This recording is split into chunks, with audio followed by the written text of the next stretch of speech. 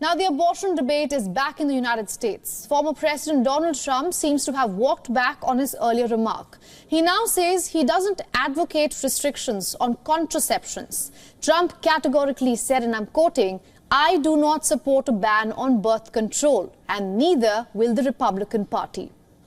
The statement comes after an outcry over Trump's earlier comments came to fore.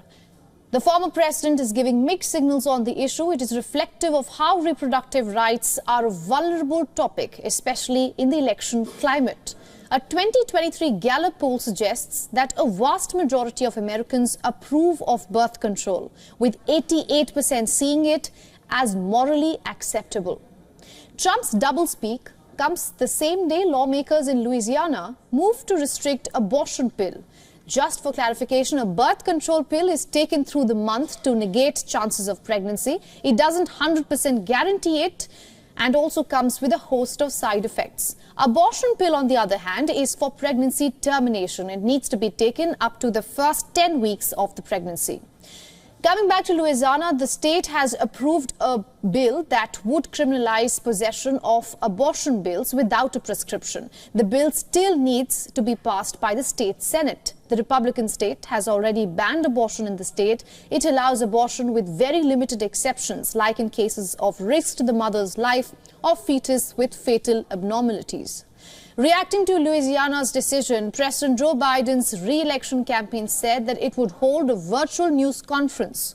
The Blue Camp views reproductive rights as a vote-winning issue. This polarization is just the tip of the iceberg. Abortion has become a political debate across the U.S., especially after the overturning of Roe v. Wade in 2022. A decades-old ruling that federally guaranteed abortion rights. Since Roe v. Wade's overturning, massive protests have broken out, with thousands of women and men out on the streets. But how much of this anger will actually transcend in the November elections, that remains to be seen.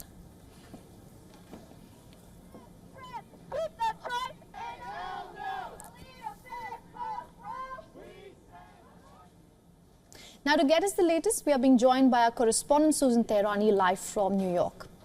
Susan, good to see you. We want to ask you, how big is the abortion debate in this year's November election? Yeah, the abortion debate is very big. There's a new poll that came out that said that it's the biggest among self-described Democrats, 24%. Suburban women, 24%. Self-described liberals, 23%. Black voters, less, 17%. And those with a college degree, 17%. Voters under the age of 30, 16%. But those self-described Democrat voters is where the audience lies. And, you know, among independents, again, polls differ on where they stand regarding this issue. But it's definitely going to be a hot button issue moving forward.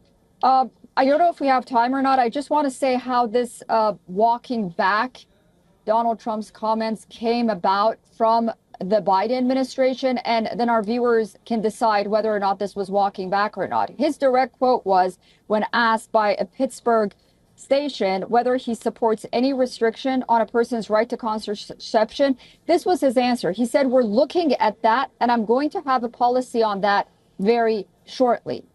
So he never said that he supports that. He said that we're looking at it, and we're going to have a policy on that very shortly. But because it's such a hot topic issue, and this is, you know, a campaign issue for the Biden administration, they came out and said that this is what President Trump meant. And that's why he came out by saying, "I never said that, and the Republican Party isn't going to support contraceptions."